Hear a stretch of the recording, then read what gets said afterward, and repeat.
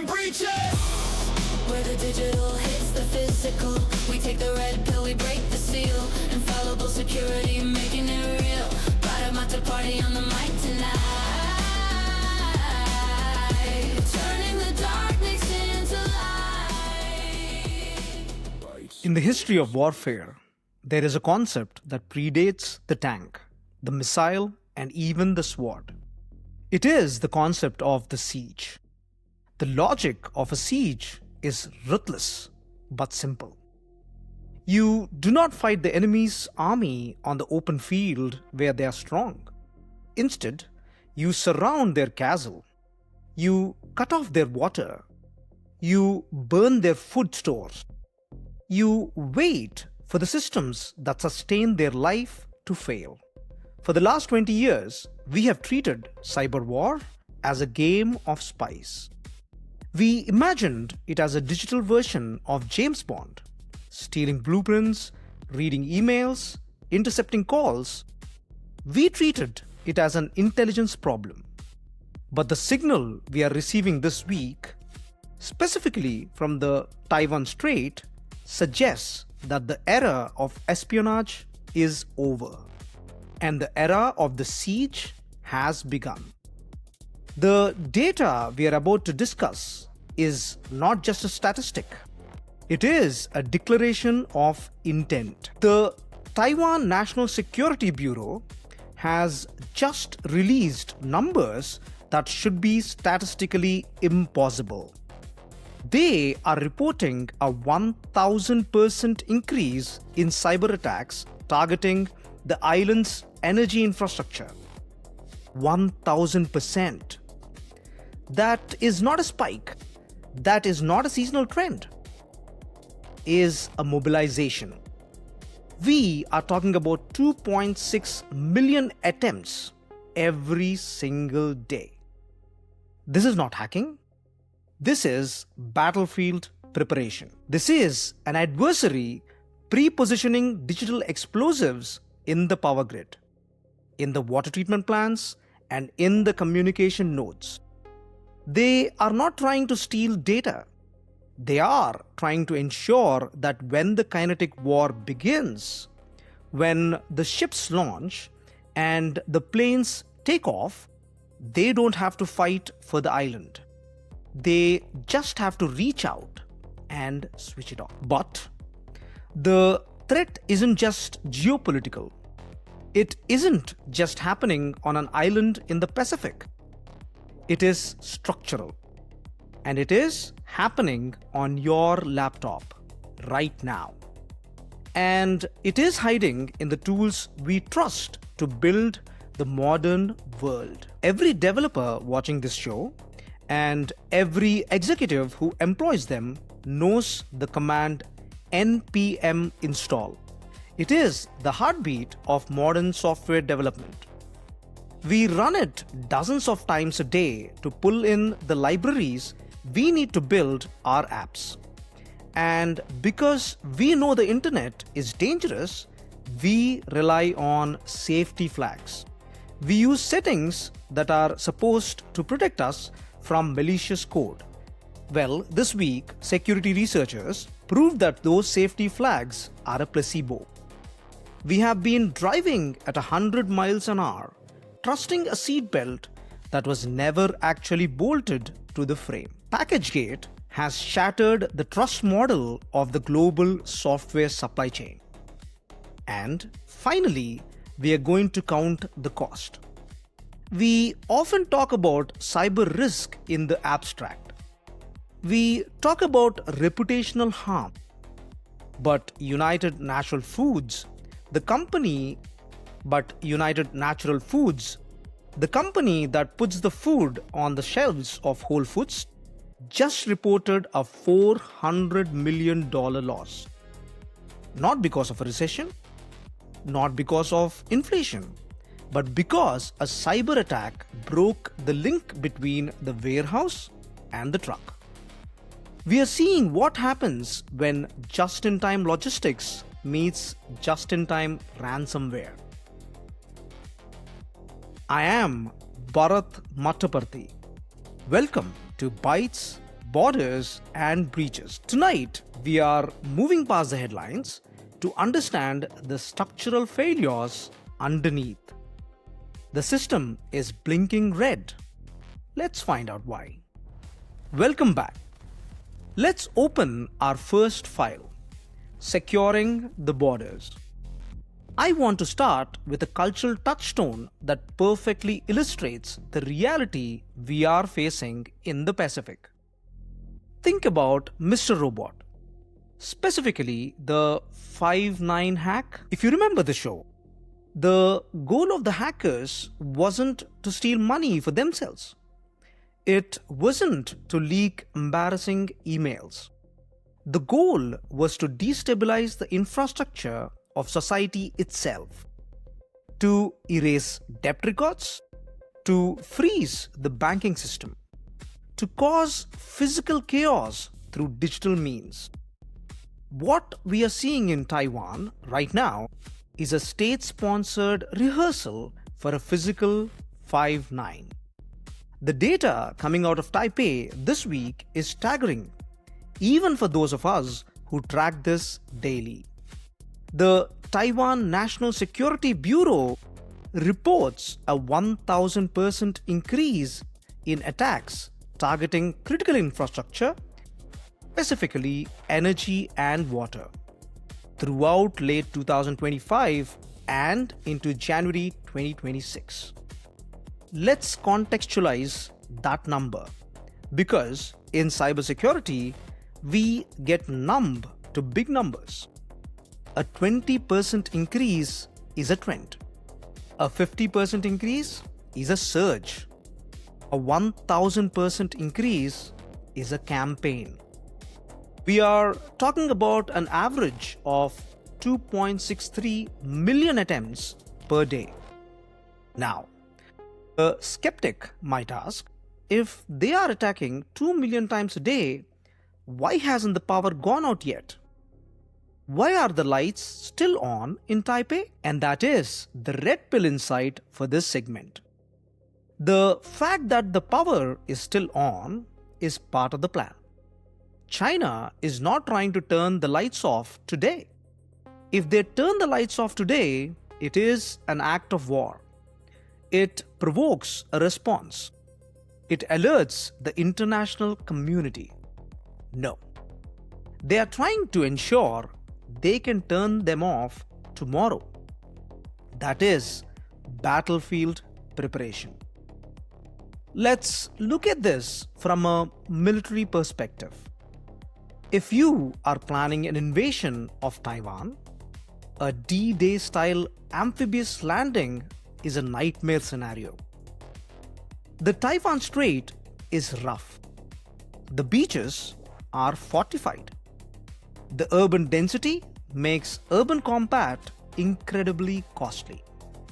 It is messy. It is expensive. It carries a high risk of failure. But imagine a different opening move.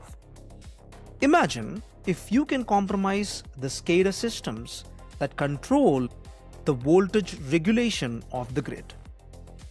Imagine if you can plant logic bombs in the PLCs, the programmable logic controllers that manage the water pressure. You don't need to storm the beaches. You simply initiate a switch-off sequence. You degrade the radar so they can't see you coming. You degrade the civilian communication so that the government can't issue orders. You cut the power to the hospitals and the traffic lights to incite panic in the streets. You break the will of the population before the first soldier steps onto the sand. This is a fundamental shift in doctrine. We are moving from cyber espionage, which is about information dominance, to cyber siege, which is about physical dominance. The attackers are mapping the terrain. They are testing the response times of the Taiwanese defenders. every failed attack that we see in the logs is actually a successful reconnaissance mission for the adversary. They are probing the firewall to see how fast the Security Operations Center responds. They are learning where the walls are strong and where the mortar is crumbling. Now, let's pivot to the Middle East, where we are seeing the inverse of this strategy. In Taiwan, the infrastructure is being attacked from the outside to disable the state. In Iran, the infrastructure is being weaponized from the inside by the state. Reports confirmed this week that the Iranian regime has implemented a near total internet blackout. Connectivity has dropped to 1%. Let's be clear about what 1% means. It means the global internet is gone. No WhatsApp, no Instagram, no encrypted signal out to the world. They have cut off their own domestic halal internet. The National Information Network they spent billions building. They are even actively jamming Starlink signals to prevent satellite bypass. Why? To suppress the latest wave of protests. This is the kill switch as a weapon of state survival. We often talk about digital sovereignty in this industry. We frame it as a positive thing. Nations owning their own data, protecting their own borders from foreign interference. But Iran is proving that digital sovereignty can quickly become a digital prison. When the state owns the cables, when the state owns the ISPs, when the state controls the DNS route, they control the reality. Think of the Hunger Games. When the uprising begins in the districts, what is the first thing President Snow does? He cuts the video feed. He stops the transmission.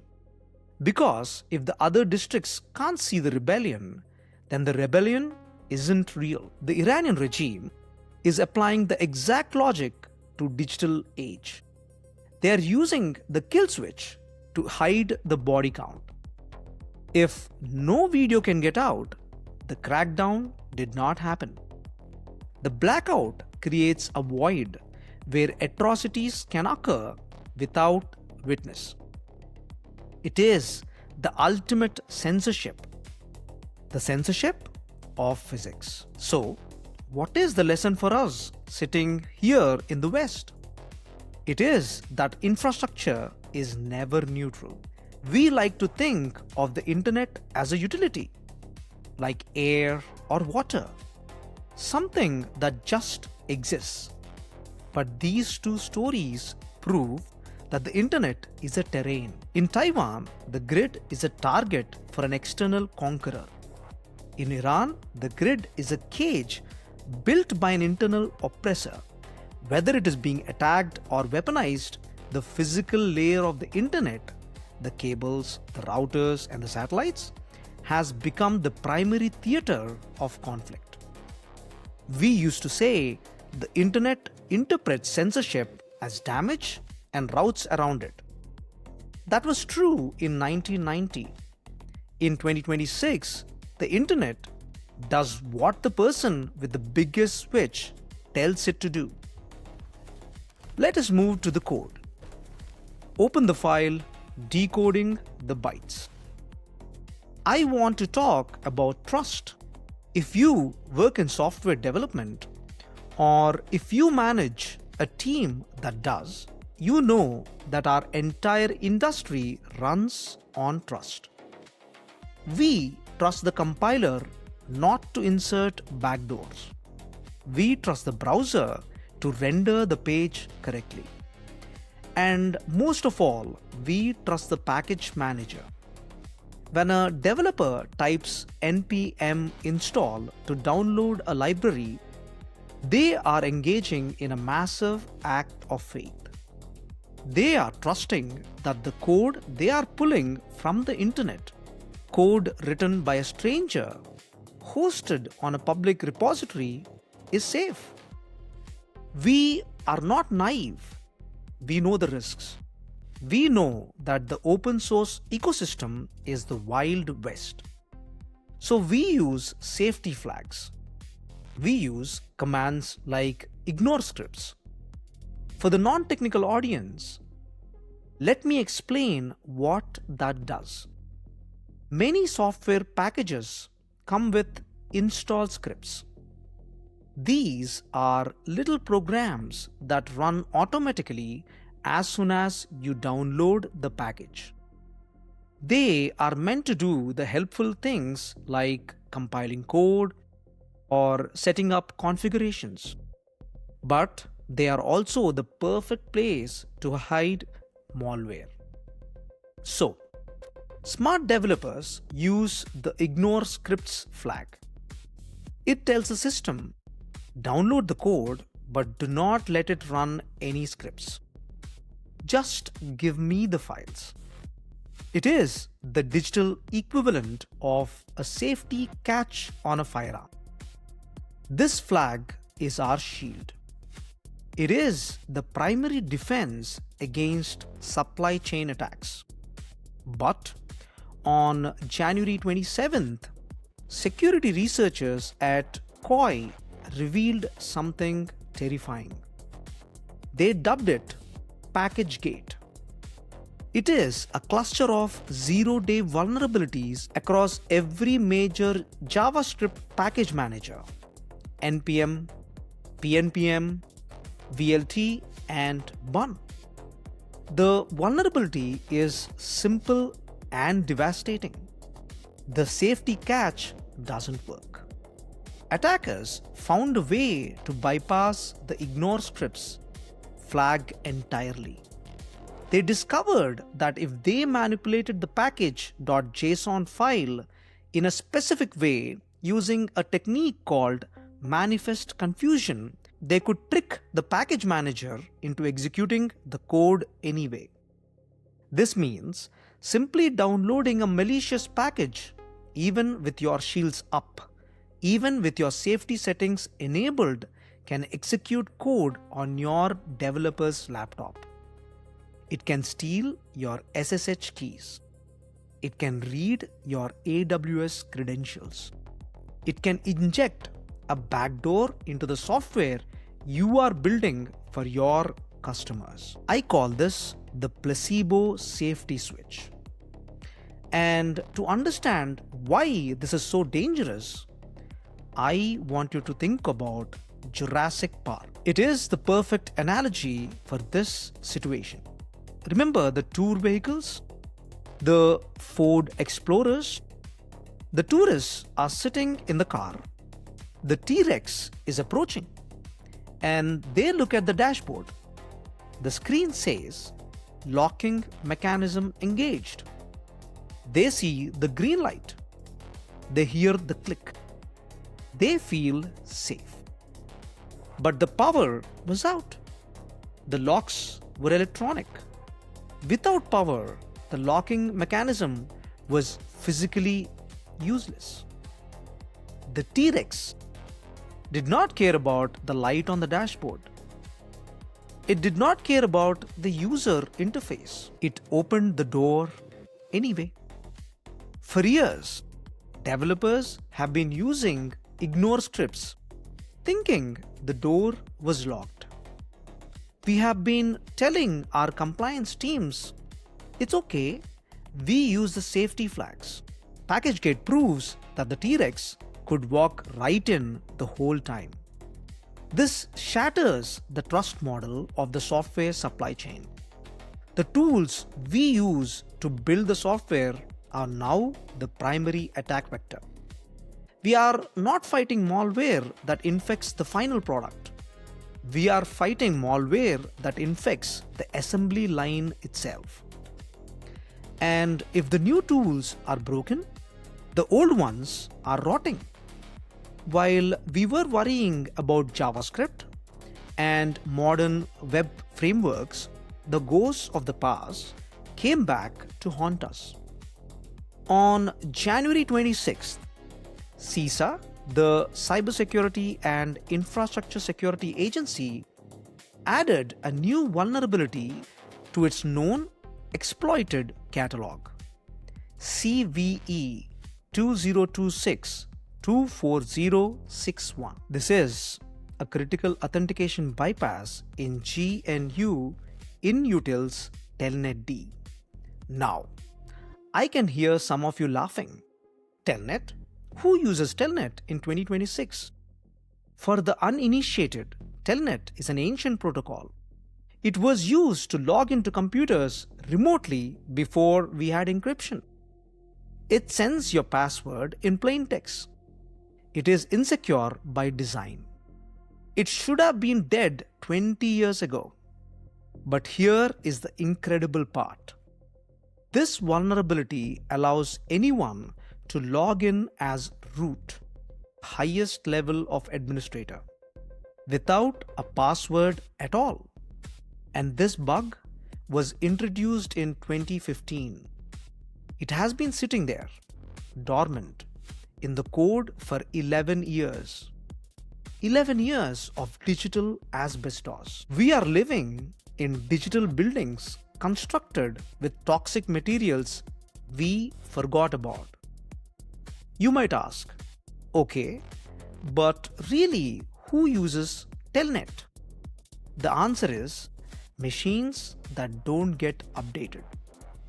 Countless IoT devices, smart cameras, industrial controllers in factories, legacy Linux systems running in the basements of major banks. These systems were built 10 years ago, flashed with a version of Linux that contained this bug, and then bolted to a wall and forgotten. This is the ghost of 2015. It reminds me of the movie Halloween. The killer is not a new monster. It is not some high-tech AI threat that we've never seen before. It is Michael Myers. It's the same threat from 40 years ago, walking back into your life because you didn't finish the job.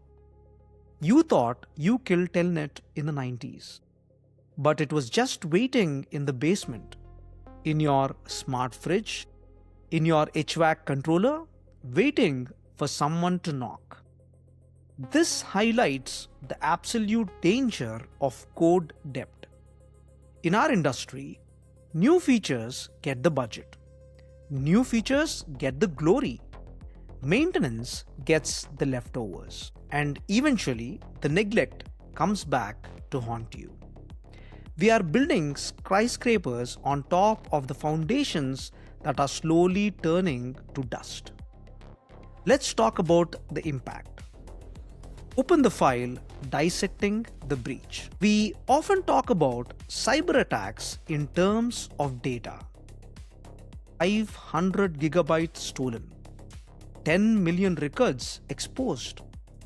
These are abstract numbers. They are hard to visualize. But businesses don't run on data. They run on solvency. They run on cash flow. They run on the ability to move a physical object from point A to point B.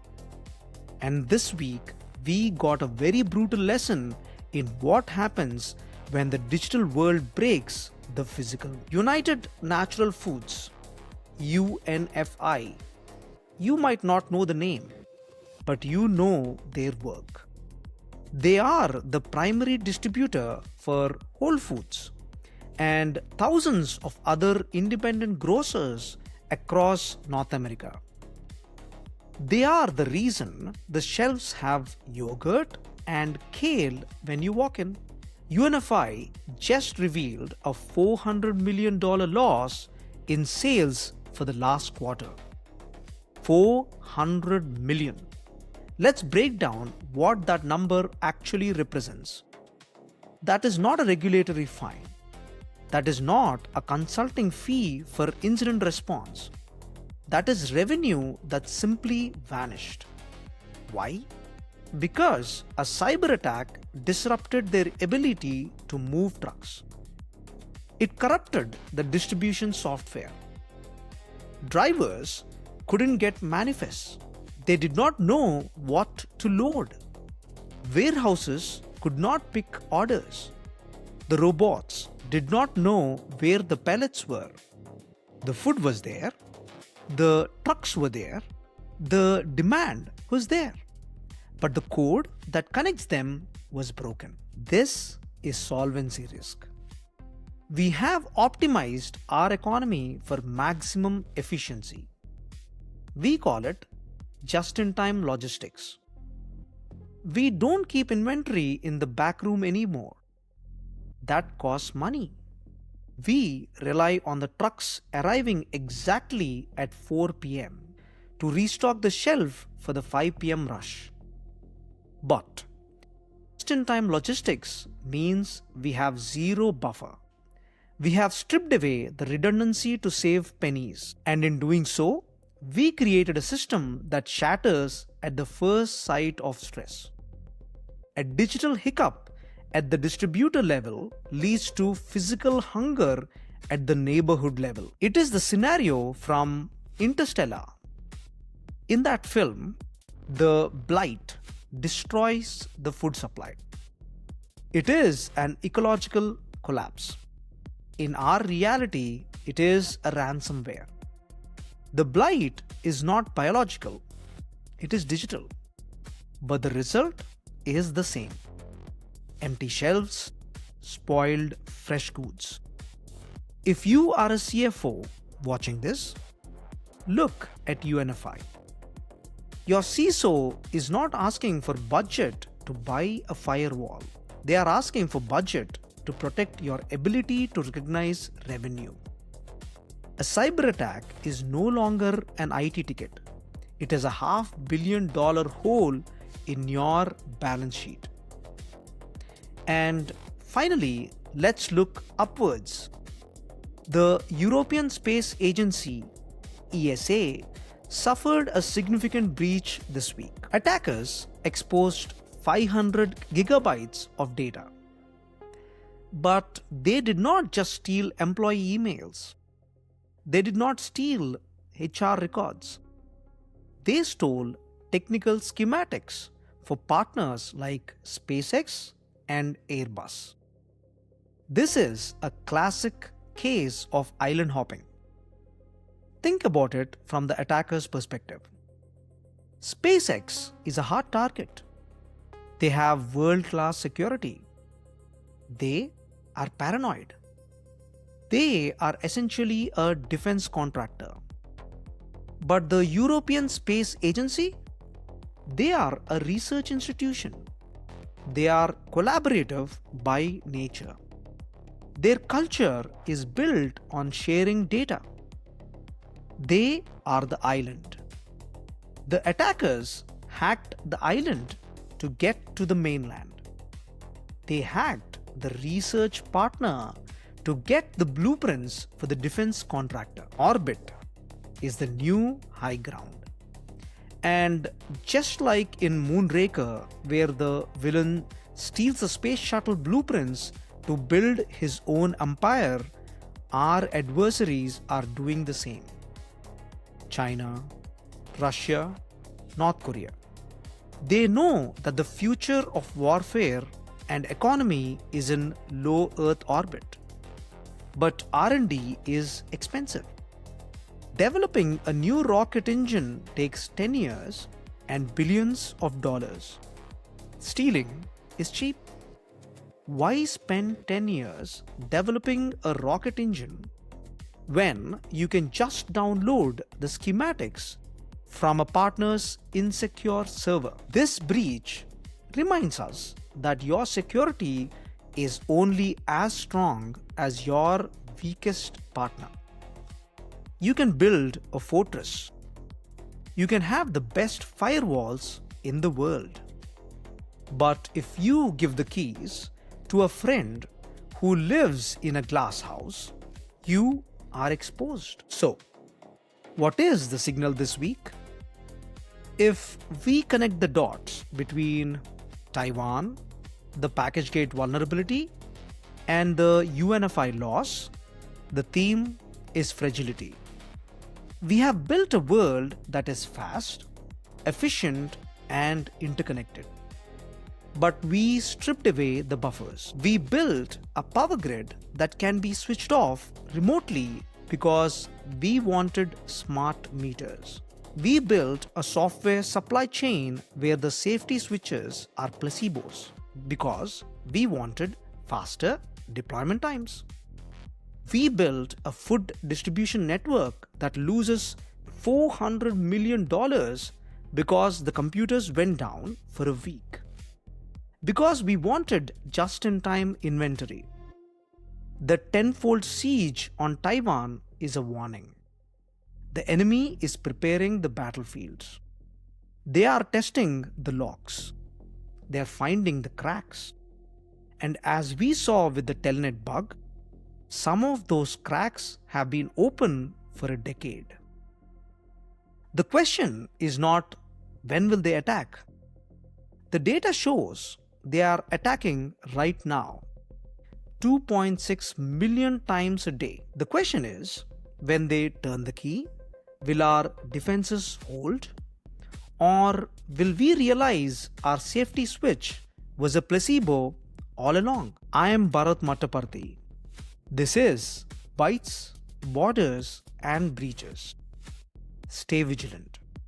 Stay paranoid. And for God's sake, patch your telnet.